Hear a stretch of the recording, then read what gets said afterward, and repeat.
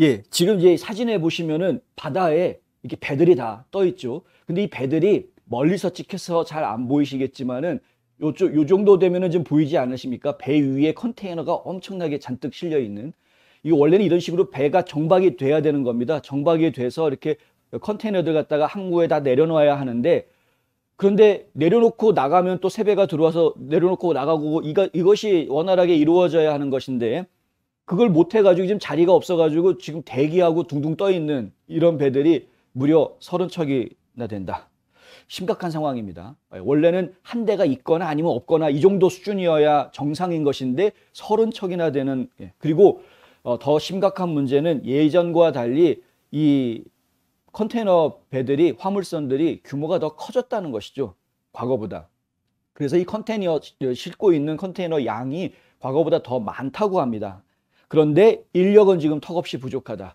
이 턱없이 부족한 인력이 항만에만 부족한 것이 아니라 이 컨테이너들을 옮겨가야 하는 트럭 운전사들도 지금 부족한 상황이고, 항공사 직원들도 지금 뭐 부족한 상황이고.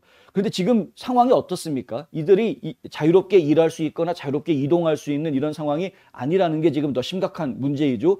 오히려 항공사 같은 경우 유나이티드 에어라인에서 어제 발표가 나왔습니다마는 백신 접종하지 않은 직원들 거의 뭐 600명 가까운 직원들 갖다가 퇴직시키기 위한 절차에 들어간다, 이런 이야기가 지금 나오고 있지 않습니까? 그들이 이제 퇴직을 하게 되면 뭐 퇴직금 계산도 해야 되고 뭐 여러 가지 조치들이 필요하기 때문에, 백신 접종을 하지 않았기 때문에 사람들을 줄이려고 하는 기업들, 그런데 인력은 모자라고 있는 지금 물류업체들, 이거 지금 어떻게 해야 되느냐, 이제 이런 상황인 것이죠. 만약에 이걸 해결해 주지 않으면 굉장히 큰 문제가 생길 것이다. 공급망에, 그러니까 서플라이 체인에 붕괴가 임박해 있다라는 경고를 지금 유엔에다가 내놓을 정도로 사태가 지금 심각한 사태입니다. 서부 해안에서 9월 30일 현재 남가주 해양거래소가 발표한 내용을 보면은 지금 표류에 있는 선박이 한 30척 정도, 그리고 모든 종류의 선박이 145척이 입항해 있는 상태다, 이렇게 보고가 나와 있습니다. 이번 주 초에, 이번 주 초입니다. 9월 마지막 주, 뭐 오늘이 10월 1일이긴 합니다만은 62척의 배가 항구로 가기 위해서 바다에서 기다리고 있다. 62척의 배가. 8월에는 76척의 컨테이너선이 항구에 정박해 있었고 46척이 정박해 있었다. 7월에는 지금 해안가에 닻을 내리고 있었던 배가 33척이다라고 이야기하는데, 이게 원래는 한 척 있거나 아니면 없어야 되는 상황인데 이랬다라는 겁니다. 캘리포니아 항구는 이것 외에도 팬데믹 기간 동안에 굉장히 많은 어려움들을 겪었습니다. 지난 1년 동안 유람선 어려웠었죠. 뭐 유람선 탔다가 코로나 바이러스 집단 감염되고 난리들 나지 않았었습니까? 그리고 뭐 호텔, 레스토랑, 관광 명소, 컨벤션 같은 것도 거의 다 취소가 되고 난리들이었었죠. 이렇다 보니까 이제 관광 여행 산업 이런 것들이 주춤하면서 아예 중단돼 버리는 이런 일들을 겪었고, 그로 인해서 캘리포니아 주 경제에도 상당히 타격을 주었던 것이 사실입니다. 캘리포니아의 일부 항구에서는 전년 대비 50% 이상의 매출 감소가 있었다고 하고요. 주요 이러한 손실에도 불구하고 캘리포니아의 항구는 올해까지 주정부나 연방정부의 구제를 받지 못했었다, 이거죠. 근래 들어서는, 그러니까 얼마 전에 기껏 받은 게 아메리카 레스큐 플랜, 그러니까 팬데믹은 작년 3월부터 시작해가지고 작년 연말까지 계속 있었는데, 아메리카 레스큐 플랜이라는 거는 올해 초에 나온 것 아닙니까? 이 아메리칸 레스큐 플랜에서 겨우 2억 5천만 달러 정도 지원을 받았다. 뭐 가까스로 숨통을 틔웠는지는 모르지만 너무나 오랜 기간 동안 지금 산업이 다 망가져 있는 상황에서 이게 큰 도움이 되지는 않았던 것 같습니다. 항구는 연방정부의 지원을 받기 전에 여러 가지 문제와 씨름해야 했기 때문에 그런 것이죠. 캘리포니아가 연방정부의 강화된 실업급여 프로그램에 장기간 참여한 결과 이 업계에서 해고된 캘리포니아 근로자들이 일하기보다는 실업수당 받는 것으로 그냥 그렇게 돈을 벌었던, 가만히 집에 앉아있어 신청만 하면, 실업수당 신청하면 돈을 벌었던 이런 상황이었고, 신입사원 채용이라는 거는 뭐 생각도 못하는 그런 상황이었던 것이고요. 그리고 또 상업용 트럭 운전사 부족 이 문제가 지금 심각하게 드러나는데, 20피트, 40피트짜리 이런 강철 컨테이너 트럭을 운전할 수 있는 사람들이 점점 줄었다라는 이야기입니다. 작년에 주정부에서 봉쇄령을 내리면서 이 나이 많으신 트럭 운전사들이 전부 다 그냥 일 아예 놔버리는 은퇴를 해버린 것이고요. 그리고 통상적으로 젊은이들이 또 새로 면허를 취득해서 트럭 운전사 면허를 취득해서 이 새로운 인력이 좀 보충이 되어져야 되는데 코로나 봉쇄 조치 이런 것 때문에 새로 면허를 취득하는 사람이 워낙에 적었다라는 겁니다. 그러니까 결국에는 이게 수는 나이 드신 분들은 은퇴해버리고 아예 뭐 이거 일하다가 괜히 코로나 바이러스 걸리느니 그냥 쉬겠다 하고 조기 은퇴를 해버리고 젊은 사람들은 트럭 운전사가 되려고 시험 준비를 하고 있던 사람들이 시험이 아예 진행이 제대로 일정이 진행되지 않으면서 라이센스를 받지 못하고 지금 이제 인력이 그렇게 해서 부족해졌다. 뭐 이런 이야기입니다. 또 다른 문제는 입항하는 각 선박의 처리 속도를 늦추는 주 및 항만의 코로나 관련 안전조치들이 또 문제가 됐다.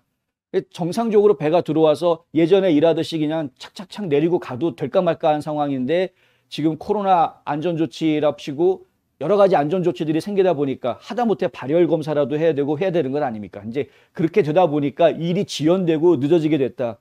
지금 항구 항만의 적체 현상이 장난이 아니다. 이제 이런 이야기가 지금 나오고 있는 것이죠.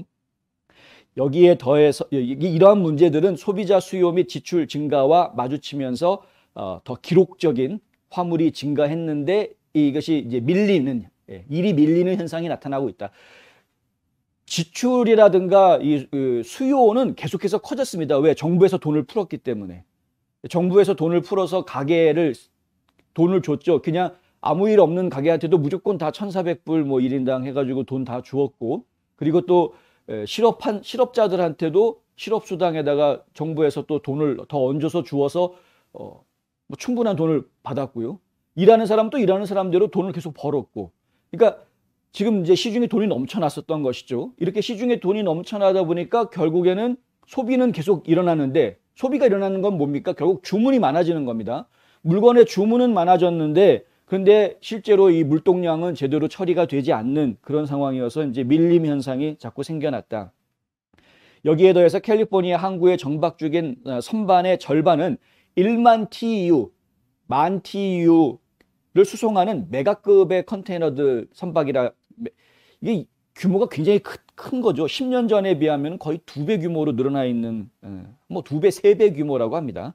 화물이 많아짐에 따라서 짐을 내리고 보관하고 운송하기 위해서 트럭, 기차, 창고 이런 것들이 더 많이 필요해지고 있는데 이거를 지금 이 수요도 감당을 못하고 있는 항만에서는 뭐 이런 상황입니다. 로스앤젤레스 항구의 진 세로카 사무총장은 ABC 뉴스에서 우리는 우리가 본 적이 없는 것과 전대미문에, 그죠? 본 적이 없는 미국 소비자들의 팬데믹으로 인한 구매가 급증하는 것을 목격했다. 팬데믹으로 인해서 사람들이 집에 있으니까 소비를 안 하는 게 아니라 오히려 온라인 주문이라든가 뭐 여러 가지 형태로 해서 소비가 더 늘어났다라는 겁니다. 롱비치 항구 같은 경우에는 지난 12개월 동안 들어온 화물 수량이 월간 기록을 깨트려서 작년보다 32% 증가했다. 이런 이야기들이 서플라이 체인 다이브라는 매체에서 보도가 됐습니다. 물동량은 많아지고 있는 겁니다. 주문이 많아졌기 때문에. 미국에서 팔리고 있는 상당수의 소비 제품들이 중국에서 오지 않습니까?